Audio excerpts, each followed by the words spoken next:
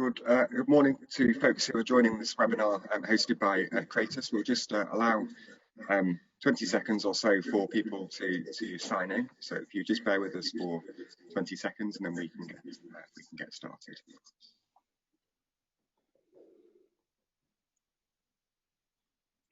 You've done these before then.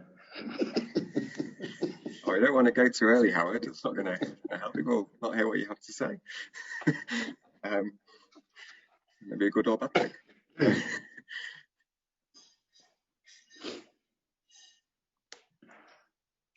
fantastic. Well, let's make a start then. So as I say, good morning to everybody, and thank you for joining this Kratos webinar, where I'm in conversation with Sir Howard Bernstein for the next 45 minutes or so. We want this to be an interactive session, so there'll be a couple of preset questions that I'll just sort of go through in discussion with Howard, but the Q&A function that's at the bottom of the webinar, please feel free to use it, make a comment, join in with the debate, and we want to try and have a good discussion about Manchester, the North, and a wide-ranging set of topics. There's plenty to discuss, I think, that's going on this week. So just before we do that, Kratos is a public affairs communications consultancy specialising in local government. We help private sector clients navigate the public sector, and we help local authorities themselves to serve their communities in the way that which they choose. My history, I'm Sean Anstey. I'm the Executive Director for Advisory Public Affairs and PR at Kratos, formerly the leader of Trafford Council in Greater Manchester. Spent a number of years working with Howard around the devolution deal of 2014 onwards. And we serve our clients nationally from offices in Manchester, London, Bristol and Southampton. So it's a little bit about Kratos. We're very happy to talk more about what we do with anybody at your leisure. Very pleased and privileged to be joined by Howard this morning. To many in local government, known as the hugely charismatic and long-serving Chief Executive of Manchester City Council. Some pretty excellent relationships, clearly with central government during that time, notable sort of investment into Manchester, both the Commonwealth Games through to the skyline that you've seen transformed, but also really real focus on trying to make sure that people are able to benefit, and a very passionate commitment to the city region, culminating in the devolution deal of 2014 onwards. And really, I suppose, Howard, the glue that bound together the city region over many years. So thank you for joining us this morning, and hopefully we can have a really good discussion over the next, say, 40 minutes or so. I suppose really I wanted to start, given the events of yesterday and this sort of minute-by-minute account of government and local government relations that we're seeing, just your view and observations really on that sort of fractured relationship that was ever lost between central and local government, but in the context of a pandemic and in devolution. Where do you think we're headed, and where do you think we're at? We're not in a good place at the moment. Good morning, everyone.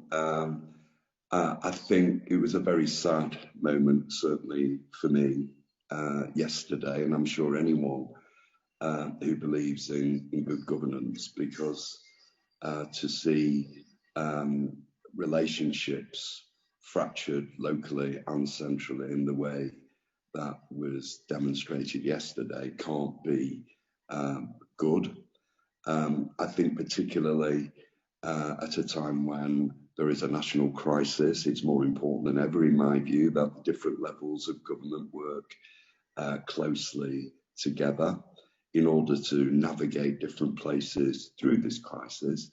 And of course, because of the emphasis on a regional lockdown strategy, you would have thought that that would have been one of the essential pillars of being able to deliver government objectives. I have to say too that it doesn't come as a great surprise.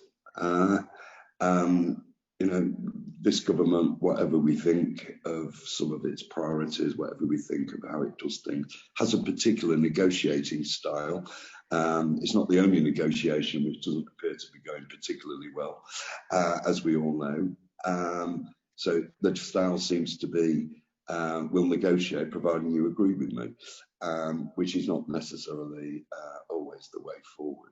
I think the second thing for me, which I've also detected, is that right almost from the start of this crisis, we have seen a particular emphasis on national delivery models. I completely understand why that national delivery model in the form of the NHS has to be managed as a system in order to be able to cope with the inevitable demands that were going to be placed upon it.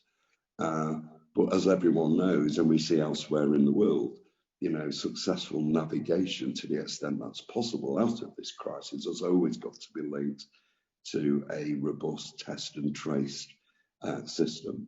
And I think we've moved far, far too late towards that localised version of test and trace. I think there's a cultural issue there about what works best. Is it local? Is it national? You and I know, I think, after some experience, it's rarely one or the other. It's normally both, which underpins that requirement for effective collaboration. I think I was going to pick up on that point actually around this juxtaposition between either or, because it undermines the confidence that the citizen then has in the systems that are being placed and put forward to them, to the extent to which trust is sort of undermined between people following this, and therefore because they're either backing local or they're backing national or they're backing a particular political persuasion, and there doesn't seem to be a common coalescence around a single objective. Is that probably a fair reflection? I think it's a fair reflection. I think we're not just seeing that around political governance, we're seeing that with the variation and fluctuations in even scientific advice, the professional advice, which we're seeing nationally as well as locally. And, public confidence, I think, is rooted in a plan, people having an understanding of that plan, and consistency of execution. And whatever we think has happened over the past 3 or 4 months, I don't think the national effort has been characterised by those examples. And sort of thinking about where we go next, over the next few weeks, if you were still in your former post, what would your advice have been to try and sort of get us back on track? Well, I think we've all got to work very, very hard. This time for a reckoning, a time for a debate, but I think that should be after this crisis. What we actually have all got to do, national as well as local, is try very, very hard to make this work as best we can. And if, as a general principle, we are going to be having to close particular businesses in particular sectors, we're actually going to be saying to people on low incomes that you're going to have to find different ways of making ends meet, then there is a role for national and local government in supporting those sectors and supporting those people through this crisis. And we seem a little to have lost the plot. And at a time when we brought the nation together in March, these regional variations and these regional lockdowns, I worry a lot about whether or not, instead of driving cohesiveness, we're actually promoting dislocation.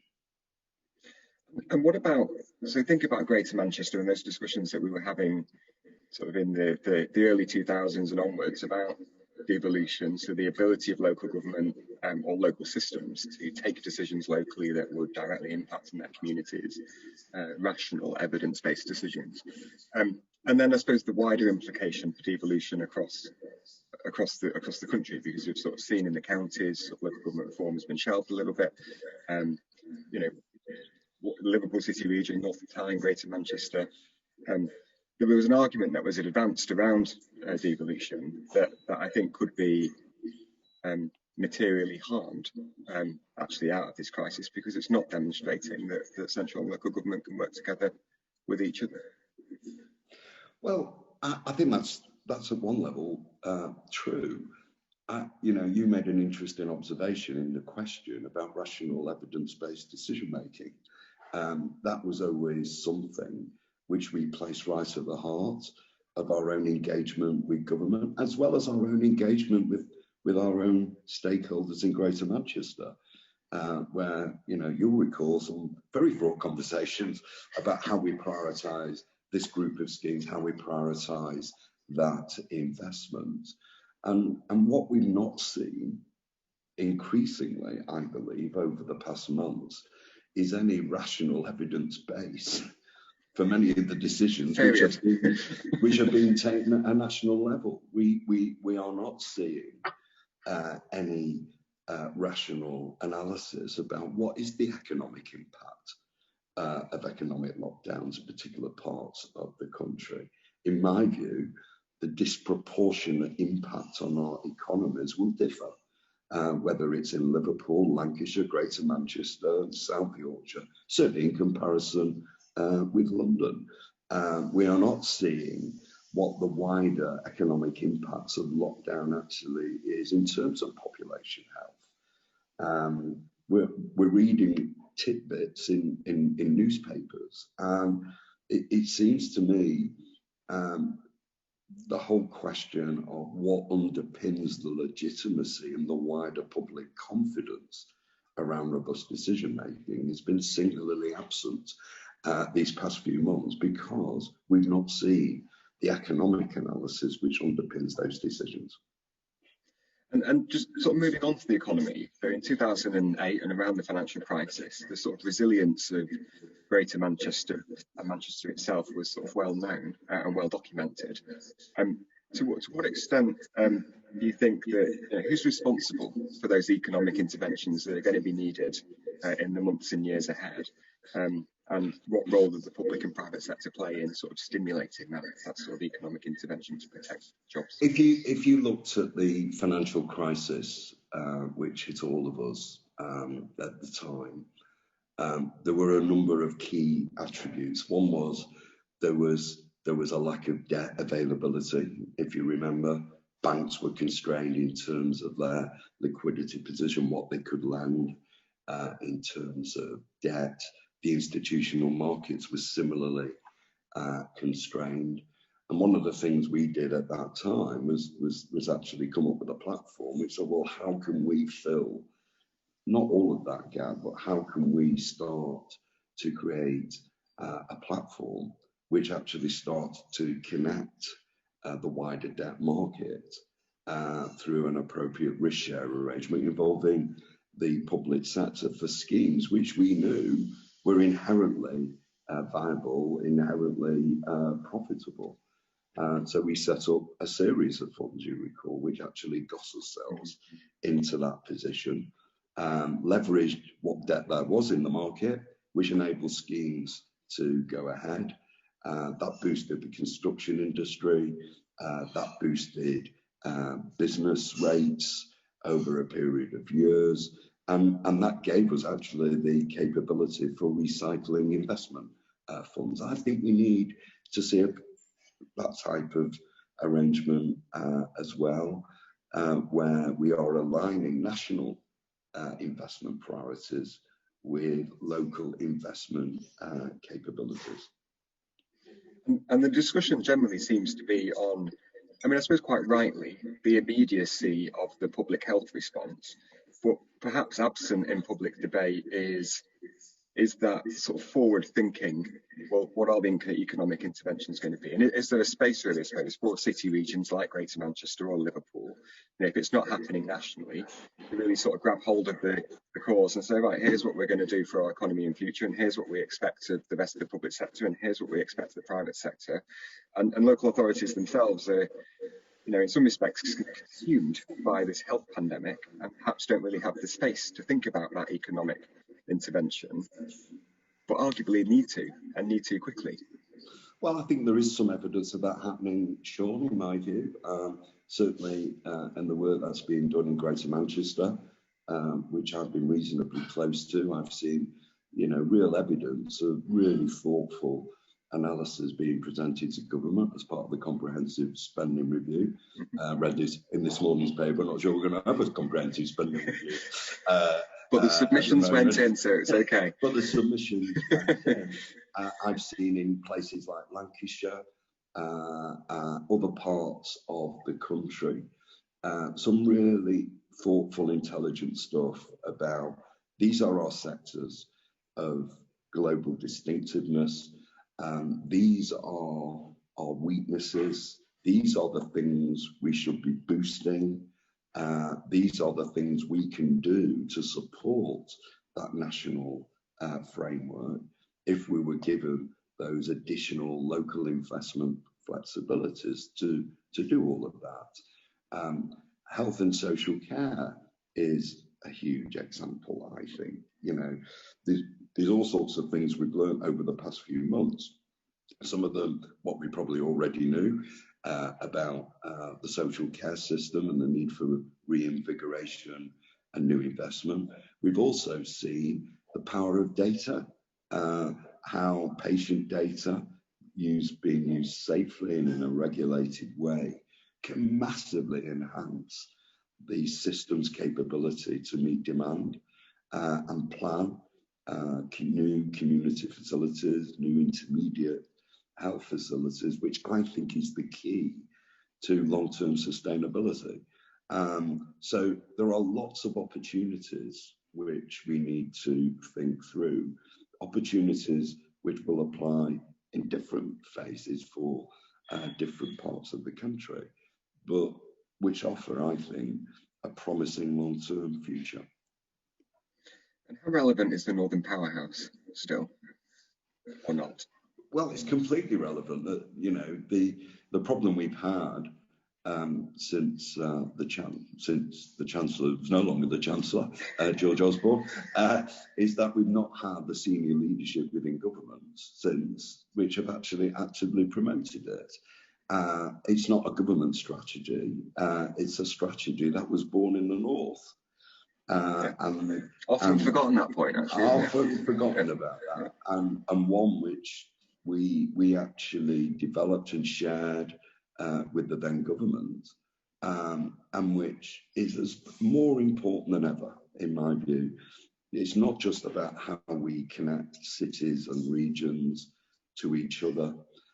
It's about how we develop a very clear economic industrial policy, which is about driving sectors of growth, whether it's clean energy in Teesside or life sciences in Manchester, which is going to dramatically improve our trading fortunes, our GVA, and also absolutely fundamental to creating more engines of national growth in this country. And by God, we're going to need them.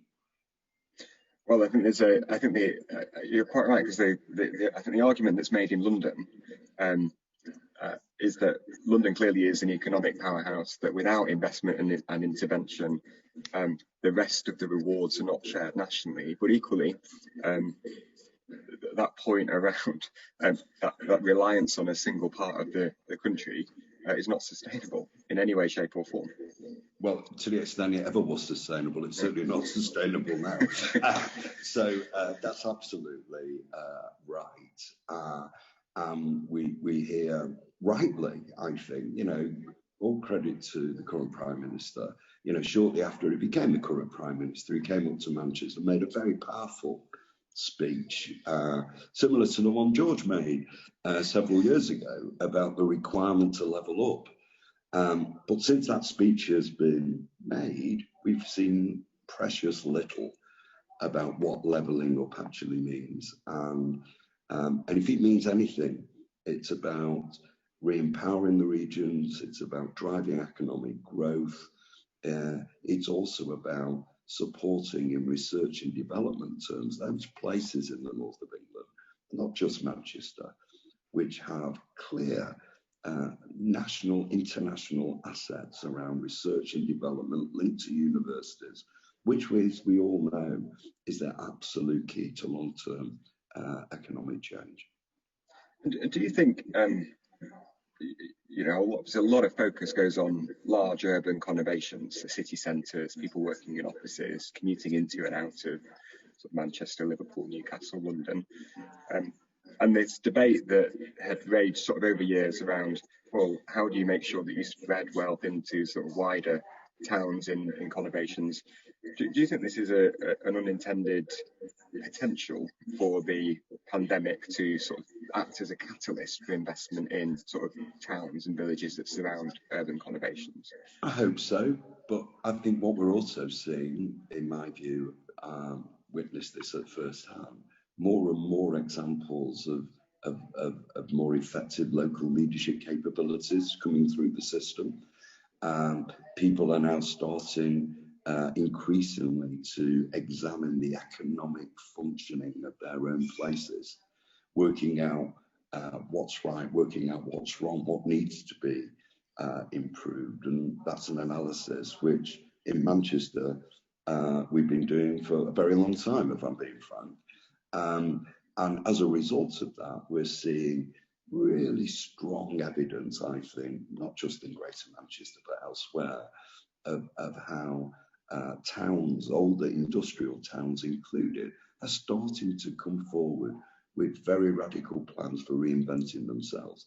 Not everyone can have a university in their town centre, we get that, but there's no reason why we can't create generic innovation-based platforms where young people can actually learn digital skills, can actually start to be encouraged to form businesses.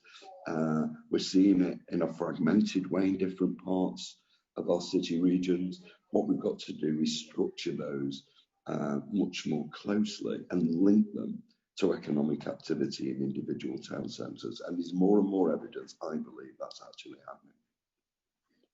And do you think that significant infrastructure schemes like HS2 and others, you know, clearly one should continue to happen, and why? And two, what happens when you get off the train and you need to disperse yourself around Manchester or Leeds or Birmingham? You know, do those systems work to help people? Well, I hope so, is the answer. It would have been a monumental failure, wouldn't it? After all these years of debating and winning several times the arguments about HS2, if that gets further delayed. Always surprises me in the time that we've been debating HS2 in China, and they probably built 3 systems. So we have to really ask ourselves about our capacity as a nation to do this big stuff.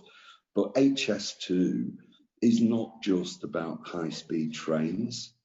You know, this is about capacity, always has been. It's been depicted wrongly, in my view, particularly in London, about this being a debate about fast trains.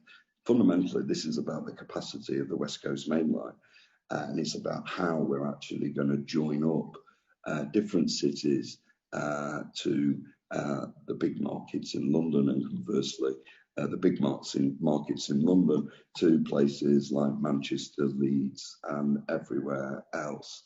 But equally, HS2 by itself, as you've implied, is not the answer neither, which is why the east-west connectivity between Manchester and Leeds, and between Leeds and different parts of Yorkshire and the rest of the north of England are so fundamental. You know, we get on a train to go from Manchester to Leeds, and you might as well be in the 1930s. You know, it is no way for a progressive so-called global economy to actually perform.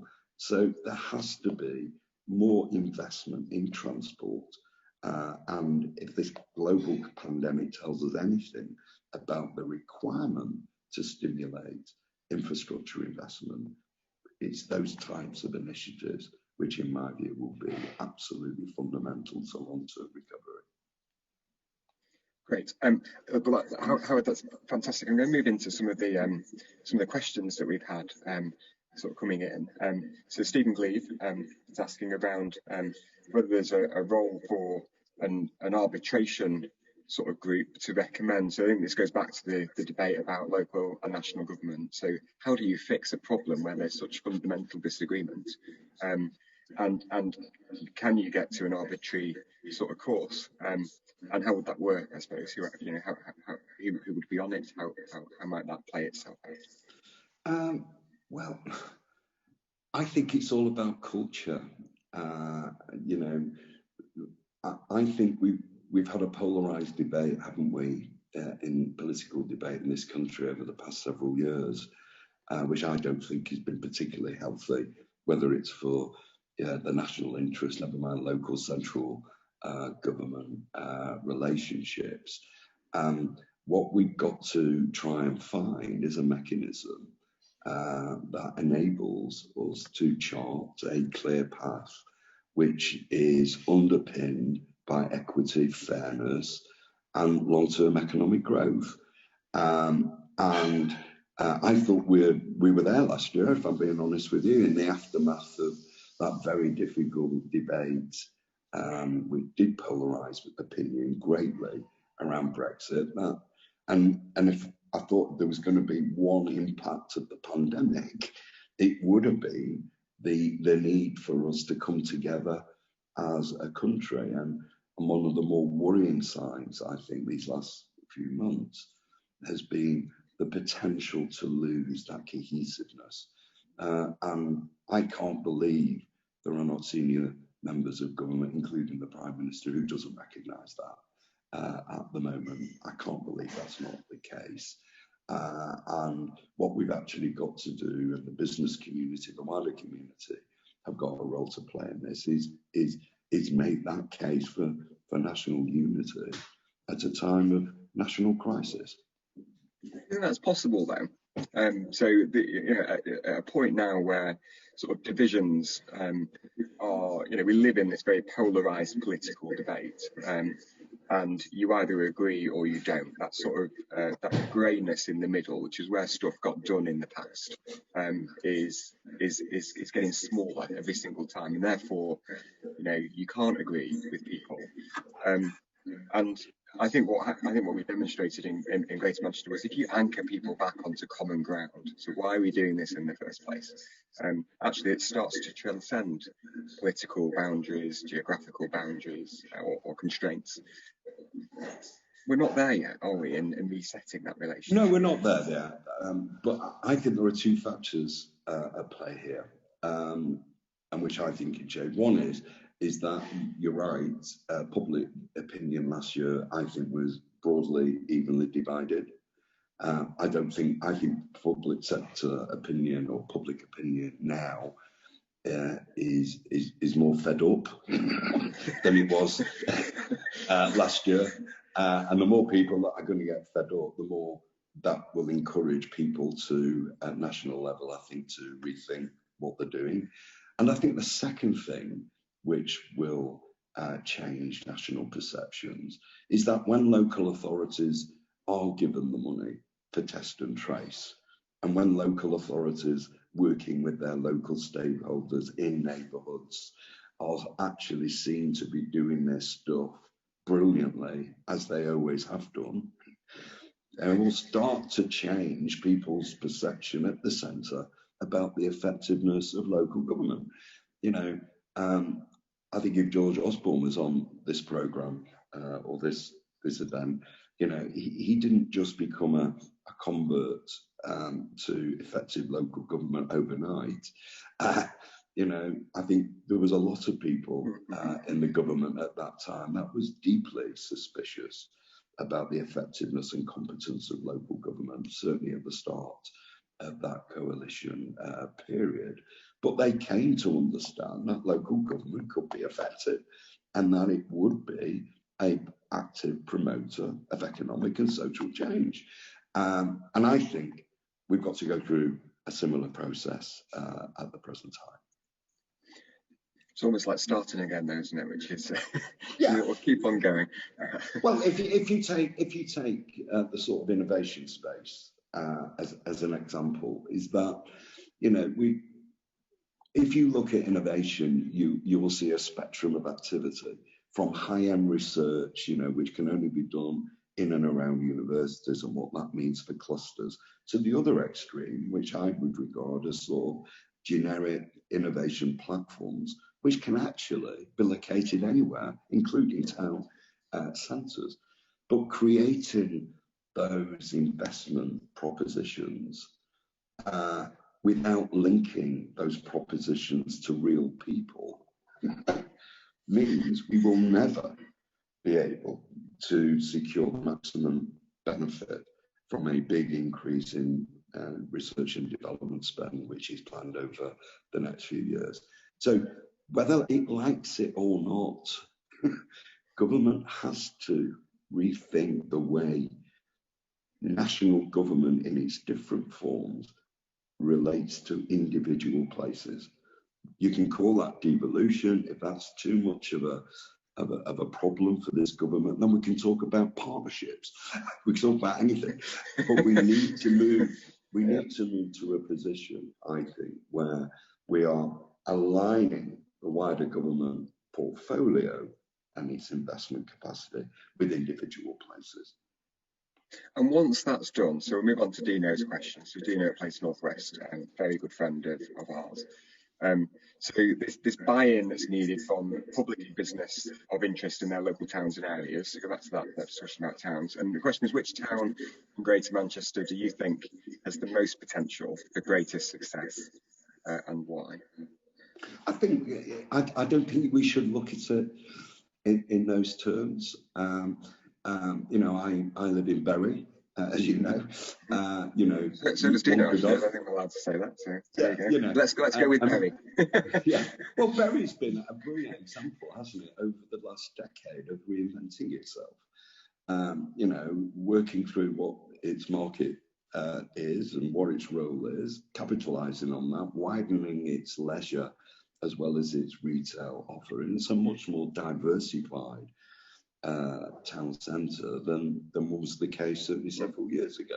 But there's no reason on earth why those similar examples can't take root in Wigan, why they can't take and are taking root in Rochdale. Rochdale have done, I think, quite remarkable things over the last 5 years. I think the potential in Oldham is clear. The potential in Ashton, you look at some of the community enterprises and innovation platforms that have been developed there. So there are lots of examples of how places have remodeled themselves to perform different economic roles. And there isn't a one-size-fits-all for everything. And what we have to do is to create that framework where national and local investment capability can be harnessed with local leadership to drive up private investment. And just there's a question from Rafe Allerton, who's the chair governors at Bridge College in Manchester, and this I think links to the point around is there an effective way of sort of distributing funds? I suppose these are pandemic funds and infrastructure funds and investment funds, both to and then between local authorities for each to, I suppose, recognise the role that each is playing locally. Well, I think the answer to that is undoubtedly yes, but I think we're not quite there yet with this current government. So we've got to actually continue to make the case for greater levels of local discretion, but not discretion where you can do your own thing without regard to national priorities. I never believed in that. Indeed, you know, when we negotiated the health and social care devolution deal, we never said we're coming out of the NHS by. We actually said we will respect nationally determined priorities, but we want the ability to deliver those priorities in our way rather than a nationally mandated way. And I think the Greater Manchester health system is much the better for that today than it was several years ago, and has demonstrated a resilience which thankfully we can look forward with a degree of confidence in facing the immediate challenges ahead. Excellent. So there's an anonymous attendee complimenting you, Howard, on your insights and analysis as ever. So hopefully we're doing a good job so far on this discussion. But the question then that follows is, given the inevitable public spending squeeze that will come as a result of the pandemic support and Brexit, we haven't really touched on Brexit at the moment, do you think we will face even greater challenges than in 2008?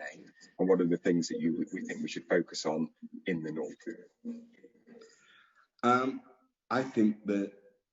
I think it's too early to talk about challenges there, because this is a bit different than what we experienced in 2008, 2009.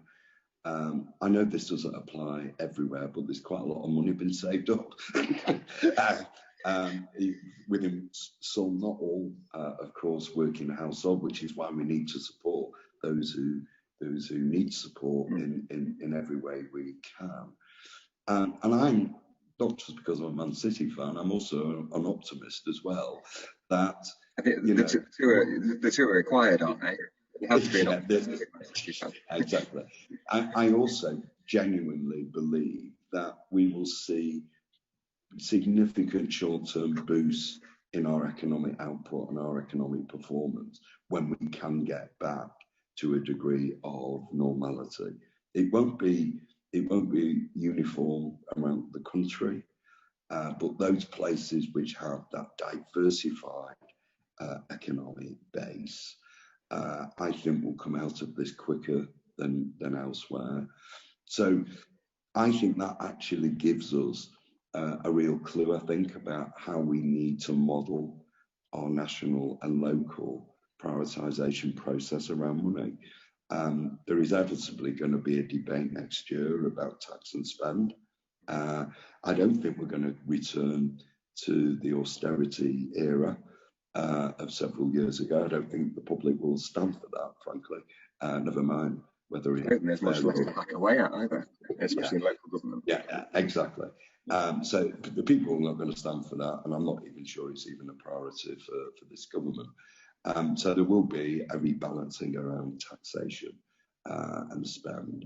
But what we've got to do is work with places to ensure that the priorities, whether it's research, innovation, transport, are fairly and accurately reflected the key priorities of the day. And I'm actually quite confident that if we can do that, and government can be creative in the way it gives individual places local investment capabilities, we can extend enterprise zones, we can extend the period in which business rates in those enterprise zones can actually be used for borrowing for investment purposes. If we can look at more growth pilots around business rates in order to ensure that local places retain more of the growth as a result of their investment. We're starting to change the incentives and aligning that investment capability with national priorities. Brilliant. There's a few more questions. I think we're finishing at 15:15, Howard, so 7 minutes to go. And I think, so the next question, there's two here. One is, as a Stockport lad now living, it's from Mark Jenkinson, also a good Bristol Associates and a good friend of Chris's. So Stockport lad now living in London, do we need Parliament and government to move out of Westminster to avoid the focus on London? So how do we get government closer to the regions? And also, what's your advice to Sadiq Khan with regards to TfL negotiations? Because he seems to have adopted a very similar position to government where they have a fixed view. So TfL and negotiating, Parliament closer to the people. I think what worries me about all these debates about let's move the House of Commons or the House of Lords, we move the House of Lords to York, and it's tokenism. The notion of moving 600 peers to go to York 2 weeks and every month or whatever it would be, I don't know what difference that's going to make. None. We're talking here about a fundamental requirement to rewire what we mean by the state. That's what we're talking about here. We want to move to a state which is effective, which is efficient, which is as good at its job. I'm not really sure we've got that yet, if I'm being frank. So I'm one of these people who, when they hear the argument about reforming what we mean by the state, I'm actually up for that, because I think that's absolutely the right sort of debate. Whether we should be having it in the middle of a global pandemic is an obvious question, but I'm up for a debate, I think, as most serious people should be, about doing that. The issue is, what do we want the state to do? What do we want the state to be? Do we want the state to be in control of everything?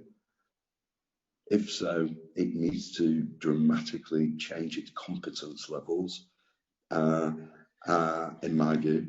Or do we want the state to be doing those things only the state can do, but at the same time be empowering, supporting, creating the evidence base for intelligent interventions, intelligent policy choices, and for incentivizing new local leadership structures to make the right decisions to support a national planning framework. That's what I think we need a state for. I've not heard any of that characterize the current debate about the state. It all seems to be about data, when the one thing this pandemic has told us is that there seems to be an absolute scarcity of data about anything. We don't even know what's going to happen tomorrow, never mind what's going to be happening this afternoon. This afternoon. So, so we really need, I'm all in favour of reforming the state, but we need to think about what we want the state to do. What about the state being open or changing for the private sector now, who's also equally going to need support to come and engage with, I suppose, different levels of government and different parts of the public sector? Because I think that another challenge is that we seem to be becoming prisoners again of Treasury orthodoxy. That's my point, really. And I was, the junior partner in the Jim O'Neill article, which he wrote very early on in this pandemic. In fact, I wrote it, he cleared it. But fundamentally, what Jim was actually articulating, and he's one of the foremost global economists, was that actually just saddling businesses with debt is not the answer here, because what you're going to do is strangle many viable businesses. And, he was advocating, rightly in my view, new platform where you were converting debt into equity in order to give those businesses the ability to continue to flourish in the future. Treasury orthodoxy ruled that out, even though that was something that was introduced first in 1948 in the aftermath of the Second World War in order to rebuild our economy on the back of the Second World War. But it's interesting, that debate's actually started to resurface again over the last, certainly over the weekend. I read a couple of articles in the serious business papers which would actually say, no, this is what's going to be needed here.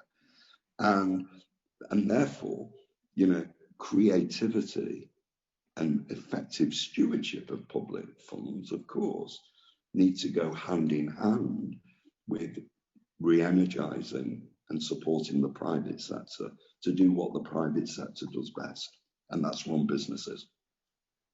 And I suppose getting the state to be easy to do business with as well. At the same time. Yeah, I agree. Howard, I want to finish on a very important question that Mark's also asked, which is, more importantly, what do you think about the proposed European Premier League? And would you include Manchester United in that European Premier League? Well, it's a bit hard to say no after last night, even though that would be my inclination. I just think there's a real power battle going on, isn't there, really, in football? Between FIFA and UEFA. We can all have our views about the integrity and ethics of all of those organisations. I've got very clear views about that. But at the end of the day, you know, what we've got to do is to preserve our national game, preserve the national game and all what it brings, and obviously be able to compete at the very highest level in Europe. And what we've got to do is move away from what I would describe as proposals, which simply are about finding more money for the top football clubs. You know, there has to be a balance between earning money and also supporting our national game, because that's how football will only continue to flourish. Well, and I think sport, the arts, and others will be sectors that we go back to with huge interest in it as soon as we can, really, I suppose, because they're important. They're critically vital. Yeah. Howard, it has been an absolute pleasure. Thank you so much for taking the time to be with me this morning. And that we've covered a huge range of things, and it's part of Cratus increasing its activities in the north. And so to have a conversation with you this morning really helps with that, and I appreciate it very much. I think when we finish the webinar in a second, we all disappear. So to all the panelists, and to all the panelists, we are the panelists, to the attendees, thank you very much for listening in this morning. It's like I said, it's really appreciated. And for whatever everybody else is doing on their Wednesdays, enjoy the rest of the day and have a good weekend when we get to the weekend. So thank you very much. Cheers, Sean. Take care.